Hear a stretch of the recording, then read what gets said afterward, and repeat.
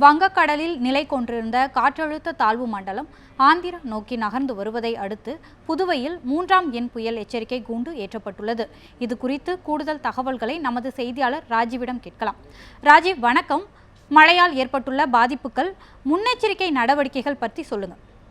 அதாவது வங்கக்கடலில் ஏற்பட்டுள்ள குறைந்த காற்றழுத்த தாழ்வு மண்டலம் காரணமாக சென்னை, புதுச்சேரி, கடலூர், விழுப்புரம், திருவண்ணாமலை ஆகிய மாவட்டங்களில் கனமழை எச்சரிக்கை விடுக்கப்பட்டிருந்தது. புதுச்சேரியை பொறுத்த வரைக்கும் நேற்றைய முன்தினம் காலை முதலே கனமழை பெய்து வந்தது. நேற்று இரவு வரை இந்த மழை நீடித்தது. தற்பொழுது புதுச்சேரியின் மழை ஓரளவு ஓய்ந்துள்ளது. இருந்த போதிலும் கனமழை எச்சரிக்கை விடுக்கப்பட்டுள்ளதை அடுத்து புதுச்சேரி துறைமுகத்தில் 3ஆம் எண் புயல் எச்சரிக்கை கூண்டு ஏற்றப்பட்டுள்ளது. அதே போல மீனவர்கள் யாரும் கடலுக்கு செல்ல வேண்டாம் என்று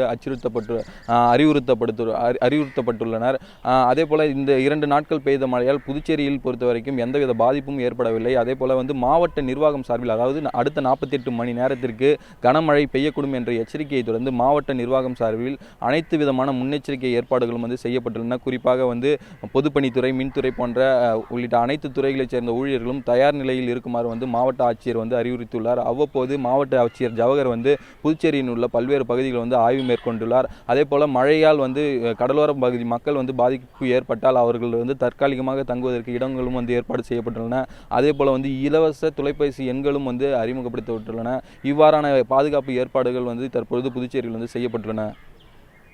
ராஜீவ், மீனவர்கள் மற்றும் பொதுமக்களுக்கு ஏதேனும் முன்னெச்சரிக்கை அறிவிப்புகள் வெளியிட்டிருக்கார்களா? அதை பற்றி சொல்லுங்கள். அதாவது இந்த அடுத்த 48 மணி நேரத்திற்கு மழை பெய்யக்கூடும் என்ற எச்சரிக்கையை எடுத்து புதுச்சேரி துறைமுகத்தில் 3ஆம் எண் புயல் எச்சரிக்கை கொண்டு ஏற்பட்டுள்ளது.